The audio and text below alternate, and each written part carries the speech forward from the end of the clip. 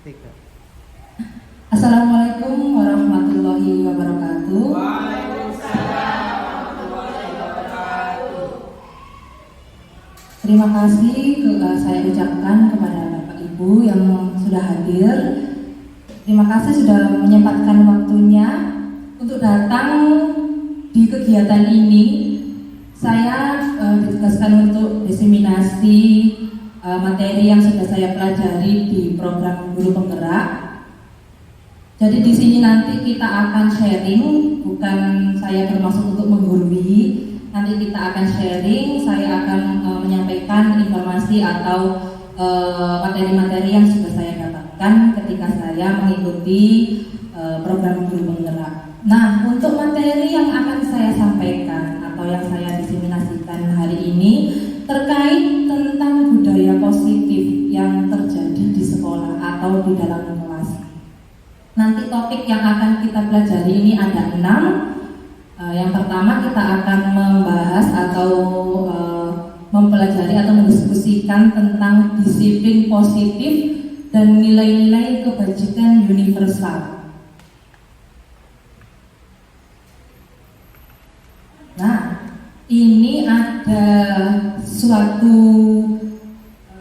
kegiatan yang kita lakukan bersama, yaitu kegiatan kepalan tangan.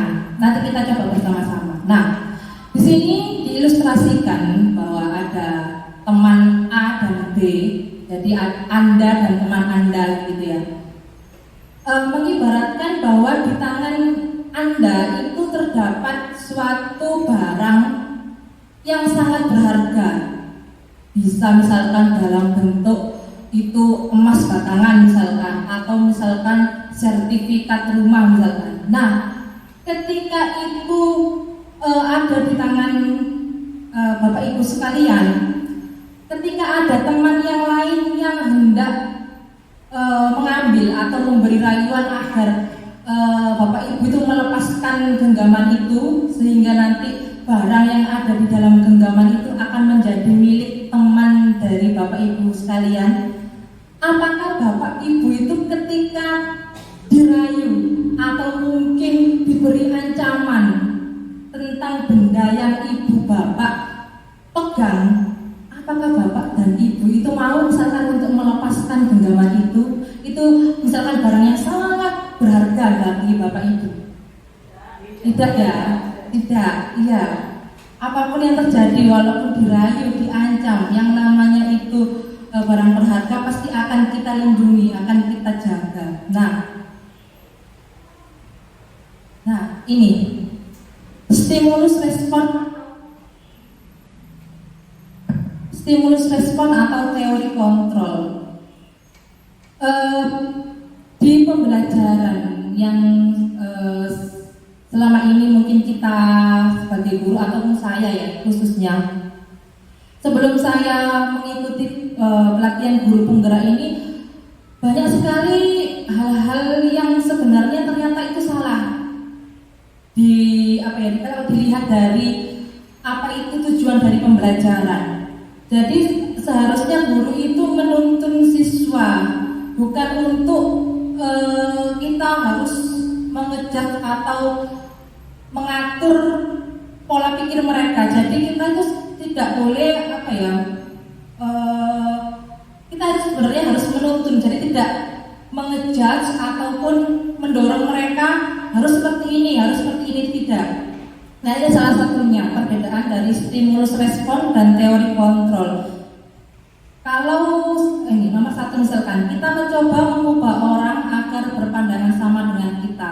Kalau kita memiliki teori kontrol, menjadi kita berusaha memahami. Jadi kita tidak berusaha untuk mengubah pola pikir orang atau pandangan orang, tapi kita berusaha memahami. Pandangan orang itu berbeda-beda. Jadi kita berusaha untuk memahami perbedaan itu. Bukan berarti kalau kita mempunyai pandangan yang berbeda, oh berarti pandanganmu harus sama denganku, tidak. Jadi itu berarti kita memiliki teori kontrol untuk tidak mengubah pandangan orang lain.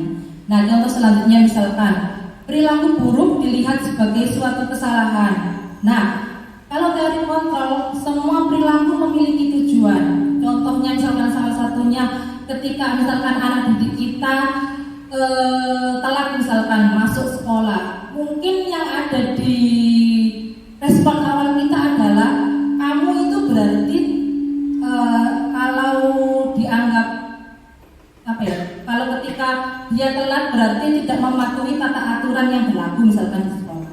Nah, kalau di budaya positif kita tidak boleh seperti itu. Jadi kita harus menanyakan dulu apa kira-kira alasan dia misalkan datang telat. Jadi harus ada pertanyaan-pertanyaan seperti itu. Jadi tidak boleh langsung dijudge misalkan yang mana itu misalkan senangannya telat, enggak. Jadi harus ada intervensi pertanyaan kira-kira kenapa dia datang telat seperti itu.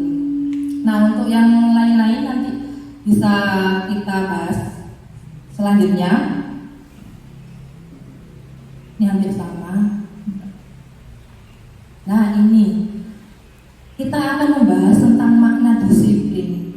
Disiplin di yang kita tahu sehari-hari itu pasti sesuatu yang sifatnya itu menakutkan.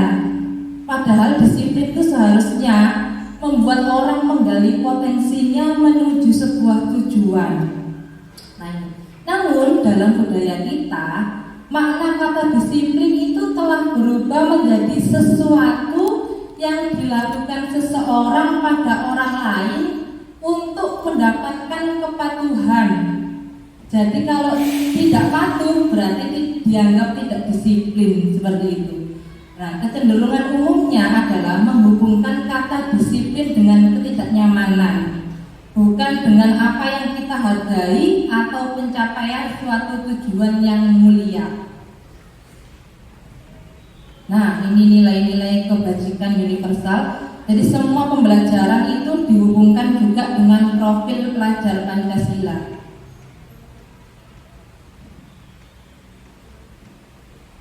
Nah, yang kedua, pembelajaran yang kedua itu tentang teori motivasi, hukuman, penghargaan, dan restitusi. Nah, ini. Jadi di sini ada dijelaskan 3 teori motivasi perilaku manusia. Yang pertama, untuk menghindari ketidaknyamanan atau hukuman, yaitu motivasi eksternal. Jadi misalkan siswa kita beri tugas, mungkin ada yang bermotivasi, aku tak kerjakan tugas misalkan cek tak dihukum. Ada yang motivasinya seperti itu. Jadi ada juga mungkin yang dia paham bahwa memang ini tugas saya sebagai murid, saya harus belajar. Ketika ada tugas ya saya kerjakan, ada yang seperti itu. Jadi untuk yang pertama ini motivasinya yaitu untuk menghindari ketidaknyamanan atau hukuman. Barangkali misalkan nanti kalau tidak mengerjakan akan dihukum apa misalkan. Jadi untuk menghindari itu, motivasi dia belajar adalah ini, untuk menghindari hukuman. Yang kedua, untuk mendapatkan imbalan dari orang lain atau institusi. Mungkin ketika misalkan nanti kalau kamu mengerjakan tugas benar semua, misalkan akan ada hadiahnya misalkan seperti itu. Jadi motivasi dari dirinya adalah imbalan dari orang lain atau institusi. Yang ketiga, untuk menghargai diri sendiri. Nah, ini misalkan kalau anak mama yang sudah paham bahwa dia tugasnya adalah belajar, dia akan mengetahui bahwa dia mengerjakan PR yang memang itu tugasnya. Jadi tidak ada embel-embel atau motivasi di luar itu. Nah, ini kalau menurut Ki Hajar Dewantara, merdeka itu berarti tidak hanya terlepas dari perintah, akan tetapi juga cakap untuk memerintah diri sendiri. Nah, ini dihukum oleh penghargaan. Kenapa kok dihukum oleh penghargaan? Jadi dijelaskan di sini bahwa penghargaan berlaku sama dengan hukuman. Dalam arti meminta atau membujuk seseorang melakukan sesuatu untuk memenuhi suatu tujuan tertentu dari orang yang meminta atau membujuk. Sama dengan yang dikatakan tentang hukuman, penghargaan ini juga mempunyai kriteria yang sama. Misalkan jadi tadi ketika anak yang tidak mengerjakan PR nanti akan diberi hukuman. Sebaliknya, ketika anak-anak bisa mengerjakan suatu pekerjaan nanti akan diberikan penghargaan. Misalkan nanti akan saya beri misalkan hadiah, misalkan permen atau misalkan hadiah ballpoint. Nah, ternyata itu sama. Jadi itu kalau di dalam teori motivasi itu dianggap sesuatu yang kurang lebih tidak baik, karena nanti itu akan dampaknya anak itu akan ketika diberi tugas-tugas yang lain, dia akan motivasinya terhadap penghargaan itu. Jadi nanti misalkan ketika suatu saat tidak diberi penghargaan, dia pasti akan menanyakan, loh kok nggak dikasih hadiah, misalkan saya benar semua misalkan gitu. Jadi memang yang namanya hukuman atau penghargaan itu sebenarnya kalau di dalam teori motivasi atau budaya positif itu hampir sama, membuat anak terlena sebenarnya.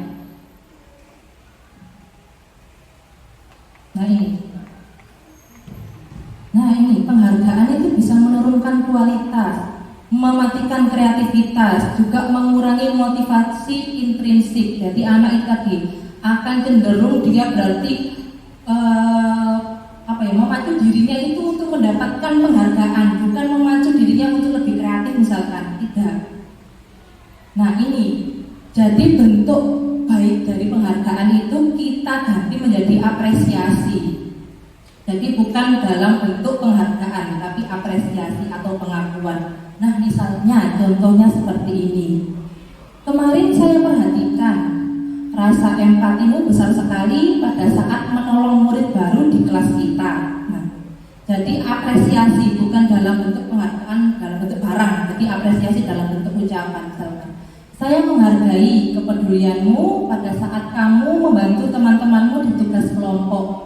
Nah, ini nanti akan menumbuhkan nilai kebajikan pada anak.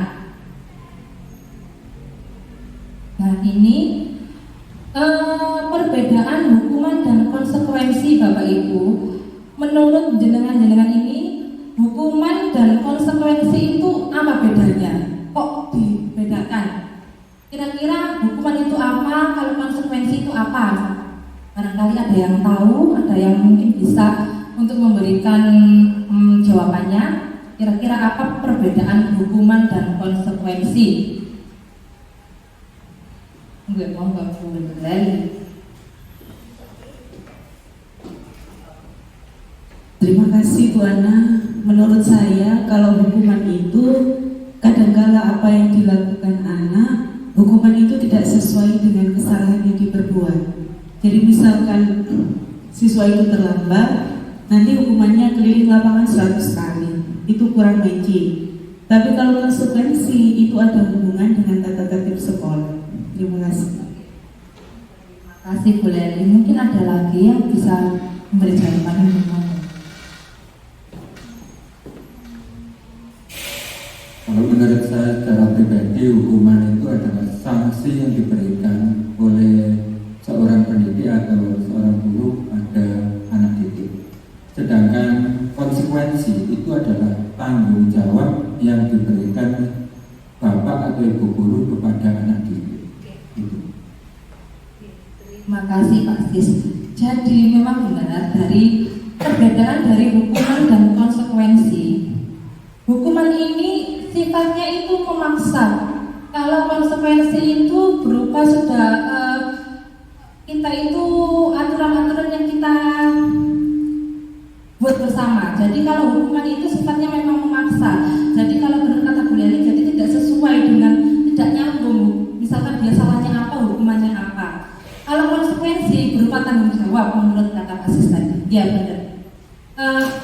Kita akan mencoba ya menjawab ini. Ini berupa hukuman atau konsekuensi. Yang pertama, mencatat 100 kali di dalam buku kalimat saya tidak akan terlambat lagi karena terlambat ke sekolah. Kira-kira hukuman atau konsekuensi? Hukuman. Kalau yang kedua, lari mengelilingi lapangan basket 2 kali karena terlambat hadir di sekolah.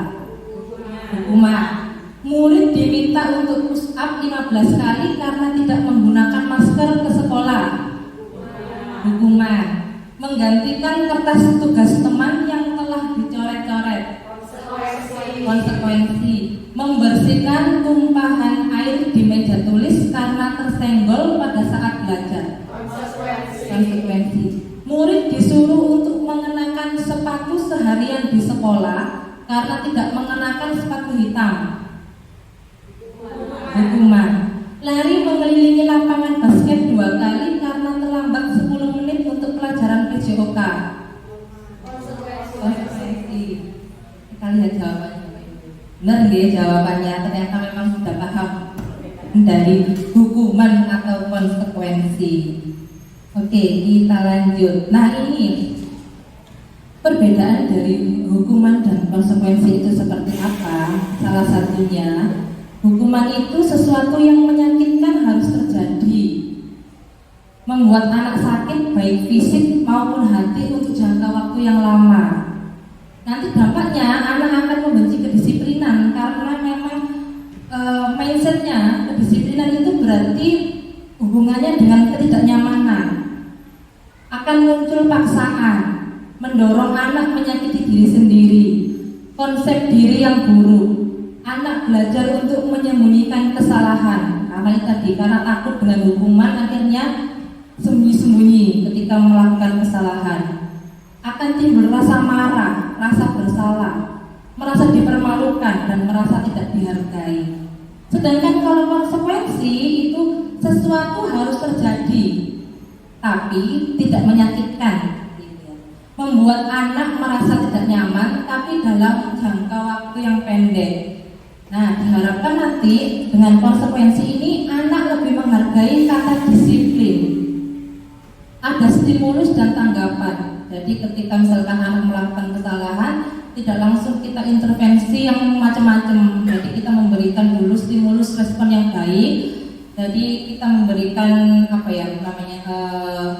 pertanyaan-pertanyaan tematik. Jadi ketika dia salah, misalkan tidak langsung kita judge atau intervensi seperti itu.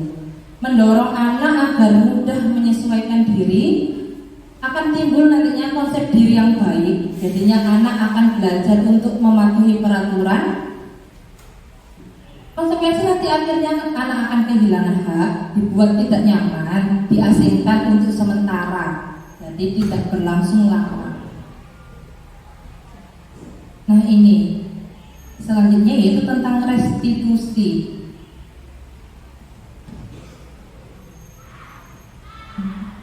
Nah, restitusi itu merupakan proses menciptakan kondisi bagi murid untuk memperbaiki kesalahan mereka, sehingga mereka bisa kembali pada kelompok mereka dengan karakter yang lebih kuat. Nah, ini kalau lebih dirinci lagi perbedaan dari hukuman, konsekuensi dan restitusi. Bisa kita baca bersama dulu.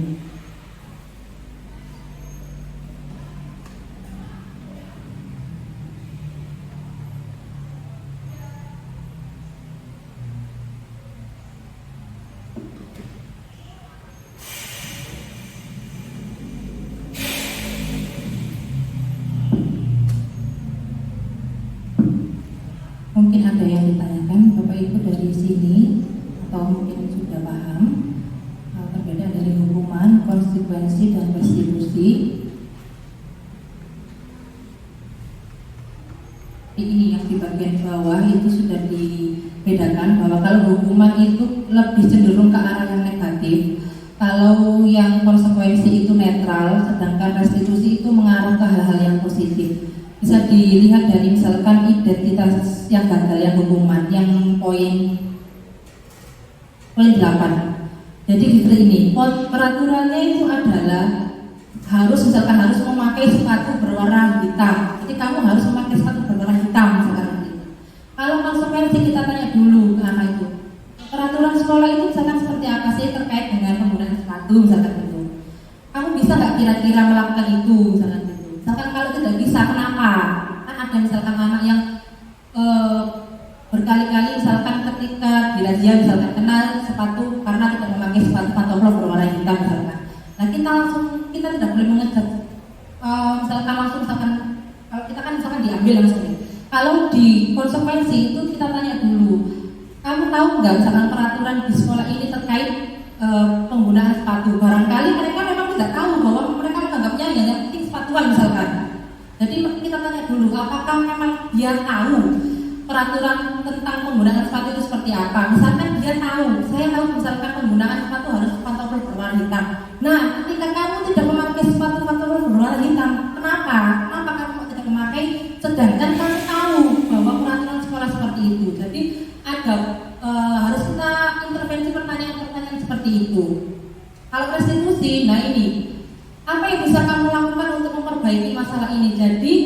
dia itu diarahkan ke hal-hal yang positif. Jadi mungkin apa ya, kalau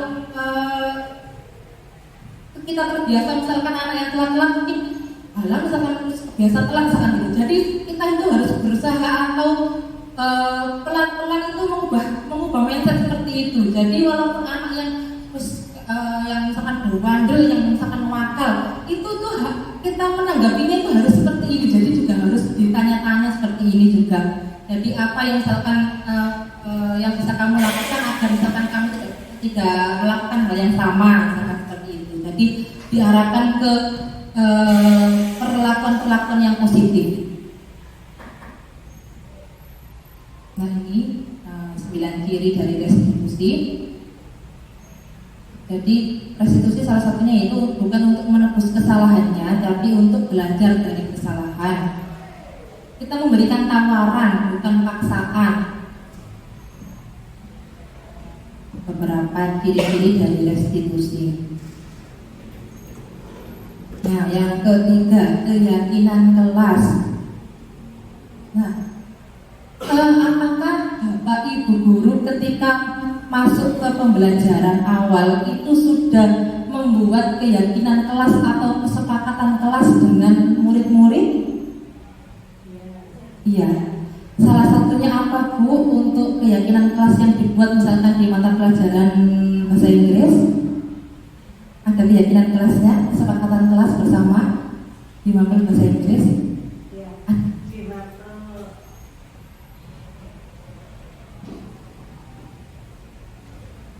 Ya, terima kasih. Untuk beberapa class rule atau kesepakatan kelas yang saya buat dengan anak-anak itu memang banyak ya, tidak hanya mencakup pada pelajaran bahasa Inggris saja, namun secara umum termasuk ini salah satunya kalau di jam pertama itu ada kegiatan literasi rohani itu setiap hari itu kami memang minta untuk bergantian yang memimpin, itu salah satunya. Kemudian bagaimana dengan dalam pelajaran bahasa Inggris sendiri, itu tentunya banyak beberapa kelas rule atau kesepakatan kelas yang saya buat. Itu saya berikan di awal pembelajaran pada semester ganjil ini. Itu salah satu contohnya.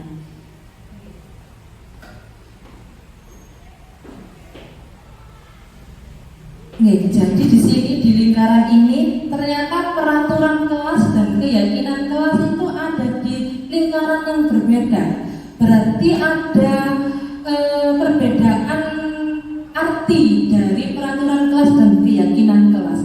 Kira-kira ada yang bisa membantu menjawab kira-kira apa ya bedanya peraturan kelas dan keyakinan kelas? Kenapa kok dibedakan? Padahal keyakinan kelas itu juga isinya juga peraturan. Tapi kenapa kok dibedakan? Peraturan kelas sendiri, keyakinan kelas sendiri. Kira-kira apa bedanya?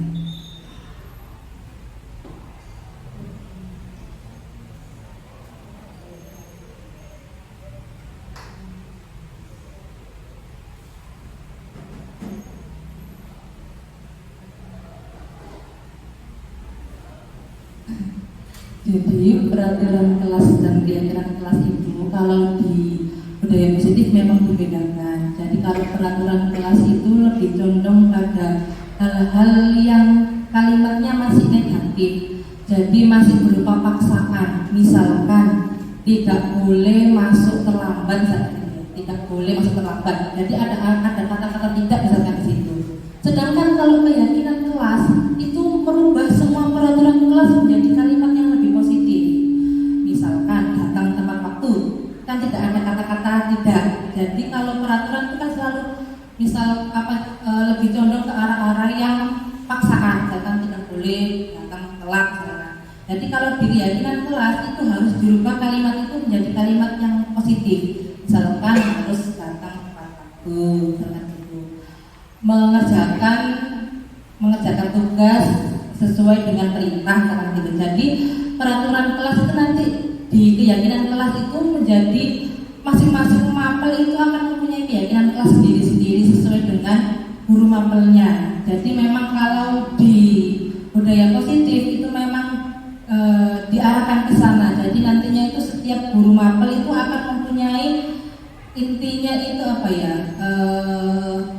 aturan sendiri di dalam kelasnya. Tapi itu bukan aturan yang sifatnya nanti itu anak akan keberatan. Jadi itu keyakinan kelas itu jadi nanti akan diciptakan oleh guru mapel dan anak didiknya secara bersama. Jadi misalkan ketika ada yang tidak misalkan saya kok nggak setuju misalkan ini boleh, karena memang keyakinan kelas ini harus diciptakan bersama, nanti dilakukan bersama. Nanti kalau peraturan kelas itu memang masih bisa dinego sama anak-anak karena memang itu kan aturan yang sudah intinya sudah baku atau yang sudah terjadi misalkan beberapa waktu ke belakang. Jadi kalau keyakinan kelas itu beda lagi. Misalkan di kelasnya misalkan boleh misalkan ya boleh makan ketika sudah menyelesaikan tugas misalkan gitu, misalkan ya terserah apa yang diyakini dalam kelas itu hanya guru mapel dan siswa yang diakui tadi yang mempunyai keyakinan seperti itu. Jadi mungkin di kelas yang lain berbeda, misalkan di kelas itu bisa dilakukan seperti itu, misalkan ketika selesai pembelajaran misalkan boleh misalkan ngemil misalkan.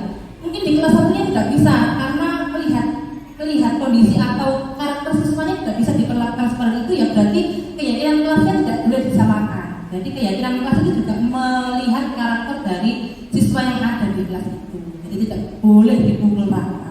Nah nantinya keyakinan kelas ini akan menciptakan lingkungan kelas yang positif. Nantinya akan ada budaya positif yang diciptakan seperti itu. Nah misalkan ini tidak ada kata tidak, kesempatan kelas menjadi datang tepat waktu, mengucapkan salam, menjaga kebersihan sekolah, berdoa sebelum dan sesudah kegiatan, aktif dalam pembelajaran. Ini salah satu contoh kesepakatan kelasnya. Kami murid yang semangat belajar, kami murid yang peduli dengan teman-teman. Silakan membuat kesepakatan sesuai dengan karakter dari murid-murid yang ada di kelas seperti itu.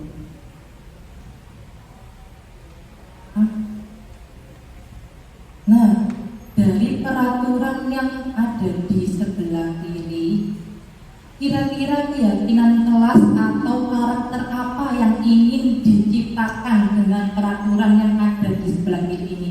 Ini kan masih ada kata, maka dari itu ditulis peraturan karena masih ada kata-kata dilarang. Dilarang itu berarti jangan, itu berarti peraturan bukan keyakinan kelas. Nah, kira-kira kalau diubah menjadi keyakinan kelas, karakter apa yang ingin dimunculkan dari peraturan ini? Misalkan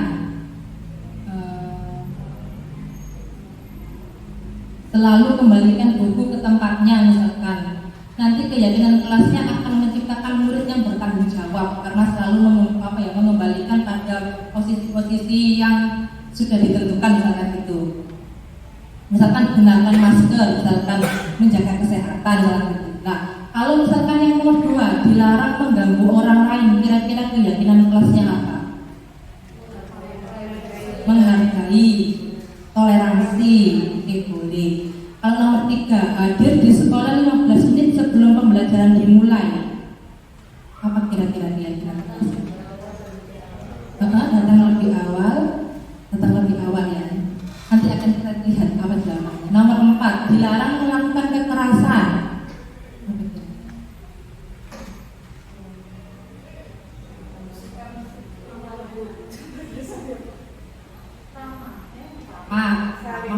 Saling menyayangi, boleh. Dilarang menggunakan narkoba, iya menyelesaikan. Bergantian atau menunggu giliran, tertib, oke. Gunakan masker, kesehatan. Jangan berlari di kelas atau koridor. Berhubungan dengan apa itu kira-kira? Misalkan keselamatan gitu. Kita lihat apa kira-kira. Nah, seperti ini. Ternyata ini keyakinan kelas yang bisa diciptakan dari peraturan yang sudah ada di sebelah kiri. Nah, ini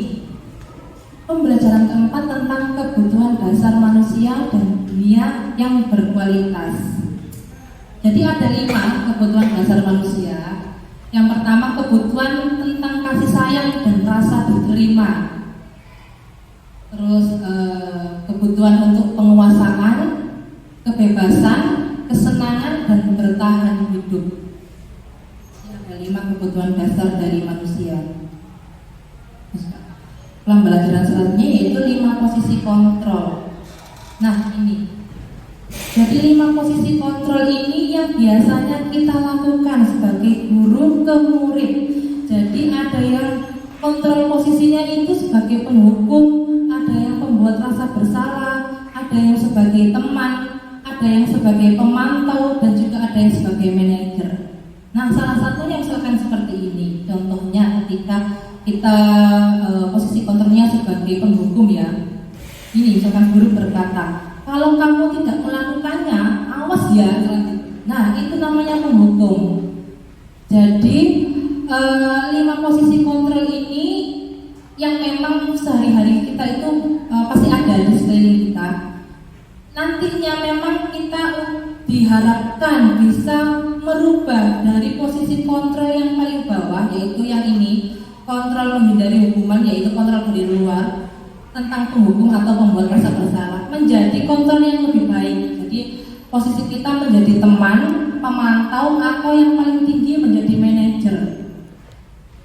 Misalkan kalau dari ini, saya contohnya dari yang pembuat rasa bersalah. Misalkan gurunya ngomong, kamu seharusnya sudah tahu.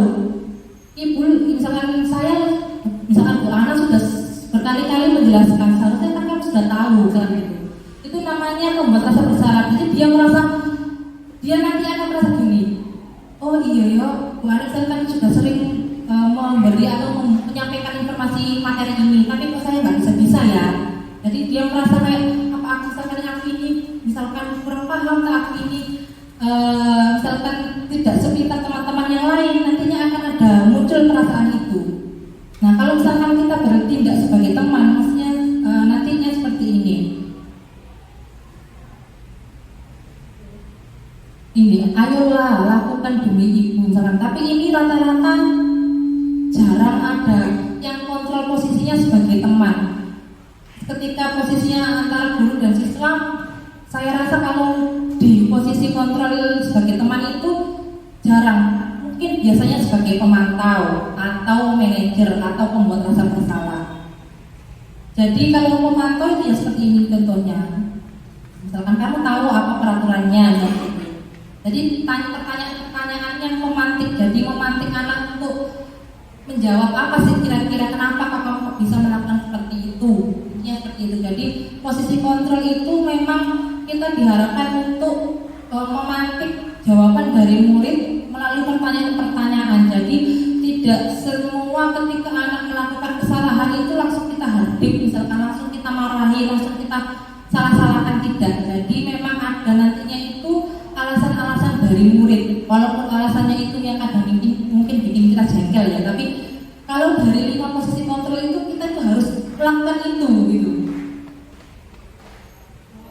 Nah ini salah satunya pernyataan-pernyataan dari posisi kontrol 5 tadi. Jadi kalau misalkan ada kata-kata saya kecewa sekali dengan kamu, berarti itu posisi kontrol yang kita lakukan itu tentang membuat orang merasa bersalah. Jadi anak akan cenderung ini, oh berarti misalkan anak kecewa ya aku gara-gara aku ngini gitu. Itu jadi membuat orang merasa bersalah. Kalau ini kamu tidak pernah benar melakukannya, misalkan mesti salah, mesti karena ini bolak-balik misalkan. Nah itu namanya kita posisi kontrol penghukum. Nah ini kalau yang ketiga ini, ayolah lakukan demi ibu atau bapak. Kalau saya sendiri kok saya nggak pernah melakukan itu. Teman saya tidak benar, kamu misalkan ayo misalkan kerjakan PR demi Bu Ana gitu. Enggak, saya tidak pernah melakukan itu. Oh gitu. Gitu. Begitu. Berarti Bu Leli pernah melakukan posisi kontrol itu ya. Kalau saya sendiri saya tidak pernah melakukan posisi kontrol itu. Yang selanjutnya, apakah kamu mau mendapatkan stiker bintang hari ini? Jadi lebih positif lagi. Jadi ke arah ini apa identiknya dengan guru yang mungkin tingkat kesabarannya sudah bagus mungkin. Kalau saya sendiri memang belum untuk ke arah sana.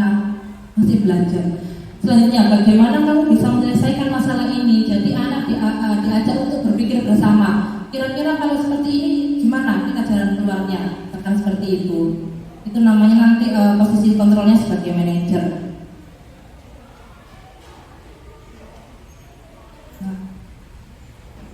Nah, yang keenam tentang segitiga restitusi. Nah ini. Nah, segitiga restitusi yang pertama yaitu menstabilkan identitas. Nah, apa guna dari menstabilkan identitas? Yaitu untuk membuat anak yang merasa gagal karena berbuat salah menjadi positif terhadap dirinya. Kata-kata yang bisa dikatakan oleh guru ya ini salah satunya. Berbuat salah itu hal yang manusiawi, misalkan gitu kata-kata awalnya. Maka dari itu, misalkan kamu bisa berubah lebih baik lagi, misalkan gitu. Jadi kata-kata seperti itu tuh menstabilkan identitas bahwa semua orang itu memang melakukan kesalahan, tapi ketika kita tahu kita salah, terus kita itu harus apa, misalkan gitu. Itu kita menstabilkan dulu identitasnya bahwa memang dia itu salah, awalnya gitu. Jadi tidak ada manusia yang sempurna. Bapak atau ibu juga buat salah. Kita pasti bisa menyelesaikan permasalahan ini. Bapak atau ibu tidak tertarik untuk mencari tahu siapa yang benar, siapa yang salah. Bapak atau ibu lebih tertarik untuk menyelesaikan masalah. Kalau kamu menyalahkan dirimu sendiri terus-menerus, apakah kamu bersikap baik pada dirimu sendiri? Nah ini, jadi ketika ada murid yang salah, kita bertugas untuk menstabilkan identitas dengan melakukan ini. Mungkin ya selalu, mungkin sering, mungkin ya hampir semuanya guru pasti melakukan seperti ini. Jadi kita konfirmasi dulu ya, memang semua orang itu salah gitu kan. Lalu langkah selanjutnya, kalau kamu ngerti kamu salah, kamu ngapain? Kamu mau terus bagaimana? Nah itu awal langkahnya itu kita menstabilkan identitas. Selanjutnya kita validasi kebutuhannya, membantu murid untuk mengenali basic need atau kebutuhan dasar yang ingin dipenuhi ketika melakukan kesalahan. Pada dasarnya, setiap tindakan manusia tujuannya yaitu untuk memenuhi kebutuhan dasar, apakah itu penguasaan, kebebasan, kasih sayang, kesenangan, atau bertahan hidup.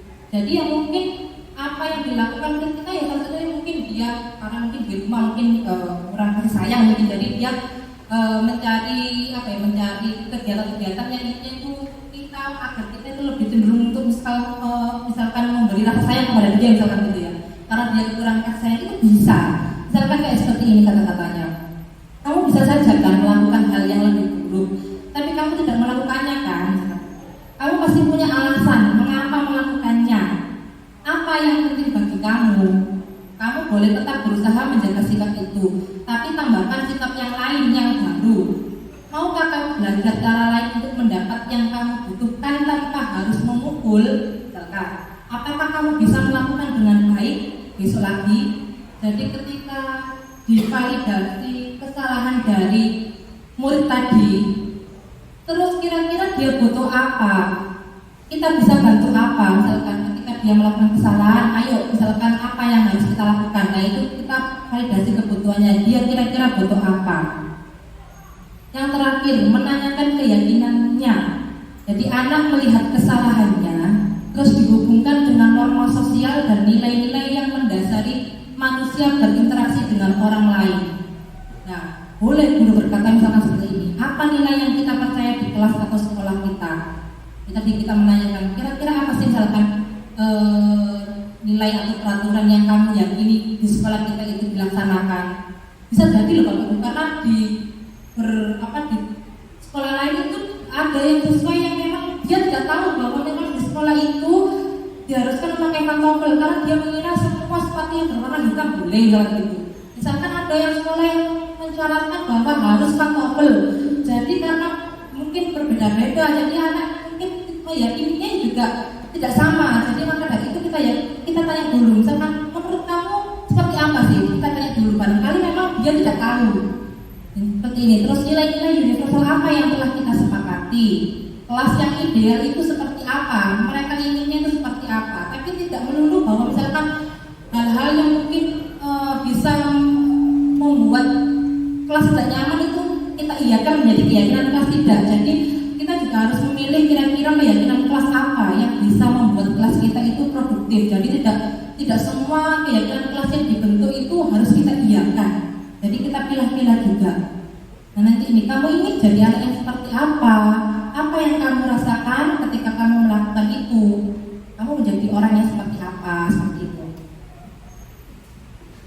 Nah ini, jadi intervensi 30 detik namanya. Jadi kita memberikan pertanyaan dulu, memberikan apa ini namanya. Jadi tidak langsung mengejar, tapi memberikan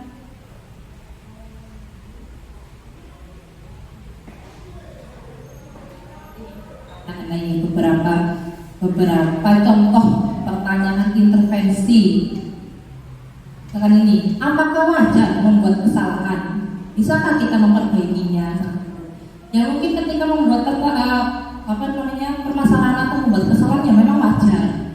Nah itu salah satunya itu langkahnya ketika selesai membuat kesalahan itu kita harus apa kita diam saja atau kita harus memperbaikinya. Nah ini, jadi kita pikirkan bersama-sama dengan murid yang kita ajak bicara seperti itu. Nah ini refleksi yang kita bahas dari materi yang kita sharingkan hari ini, salah satunya yaitu hal baru apa yang mengubah paradigma saya yang saya dapatkan. Jadi misalkan yang awalnya saya mikirnya gini, oh ternyata jadinya gini. Misalkan apa mungkin kira-kira hal yang bisa mengubah paradigma Bapak Ibu dengan Bapak Ibu sekalian. Misalkan saya pikir misalkan kalau saya menghukum siswa itu hal yang wajar misalkan itu, ternyata boleh tapi harus ada misalkan keyakinan atau keyakinan lain yang harus ditumbuhkan dari para siswa seperti itu. Boleh. Atau misalkan ternyata di dalam kelas itu memang disarankan untuk kita itu membuat keyakinan kelas agar kelas itu misalkan menjadi kondusif misalkan. Dan ternyata keyakinan kelas itu tidak bisa disamakan misalkan dari kelas satu dan kelas yang lain, walaupun misalkan sama-sama saya ajar misalkan. Boleh seperti itu. Apa mungkin ada yang bisa menyampaikan nomor terserah, mau boleh nomor 1, nomor 2, nomor 3, nomor 4 boleh. Misalkan perasaan apa yang muncul selama mengikuti sesi ini misalkan. Jadi misalkan saya lebih tahu misalkan tentang ternyata itu ada hukuman, konsekuensi dan restitusi. Yang selama ini saya tahu yang mungkin cuma hukuman dan konsekuensi.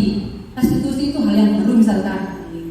Terus misalkan nomor 3, peran among. Kenapa di sini among? Karena memang tugas guru adalah menuntun. Jadi kalau di guru penggerak memang peran among. Jadi peran menuntun itu seperti apakah yang saya telah saya lakukan selama mengikuti modul ini.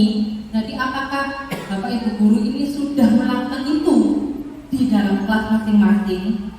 Saya akan menjadi among yang seperti apa setelah mengikuti modul ini?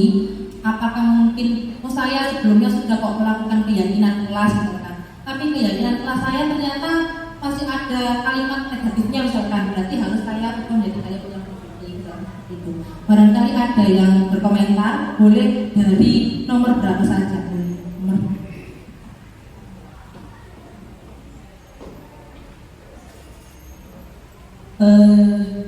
Dari pemaparan Bu Ana dan diskusi kita tadi, saya sudah dapat pengetahuan baru, yaitu pada dasarnya seorang guru itu tidak bisa mengontrol muridnya. Guru itu hanya bisa menjadi panutan sebagai pendorong. Yang jadi kontrol diri siswa itu ya siswa itu sendiri. Maka dari itu tadi sudah dijelaskan apa itu hukuman, konsekuensi dan juga restitusi. Kalau hukuman itu kan sifatnya paksaan, berarti tidak hadir dalam diri siswa tapi di luar siswa. Itu yang membuat hukuman menjadi tidak efektif untuk merubah sikap seorang siswa. Konsekuensi juga. Restitusi itu jadi siswa kita beri pertanyaan-pertanyaan, biarkan mereka berpikir sebentar, kemudian mengambil keputusan yang terbaik dari kesalahan yang dibuat. Terima kasih baca saya. Terima kasih Bu Leli, jawabannya keren. Mungkin ada satu lagi yang bisa memberikan komentar atau refleksinya tentang kegiatan hari ini. Satu saja lagi. Duduk.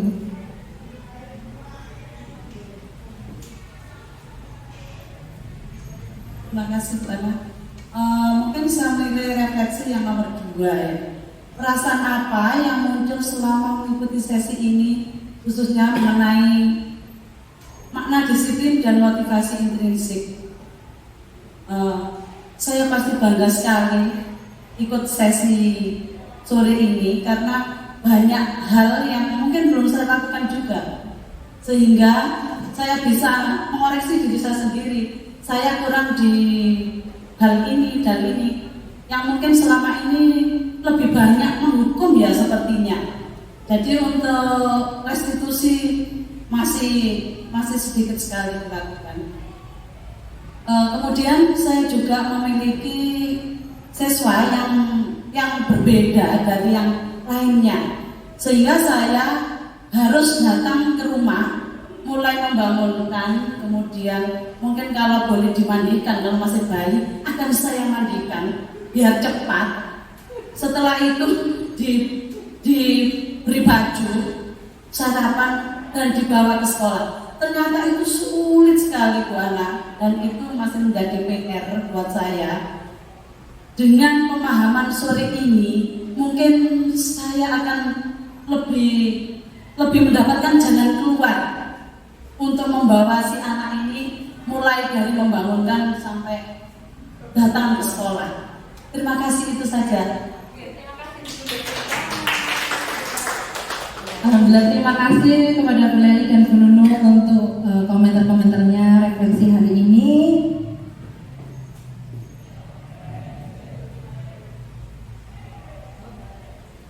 Bapak Ibu, terima kasih alhamdulillah untuk diseminasi materi budaya positif hari ini sudah selesai. Saya ucapkan terima kasih sekali lagi atas rawon jenengan di kegiatan ini. Semoga kegiatan ini bermanfaat bagi Bapak Ibu. Barangkali Bapak Ibu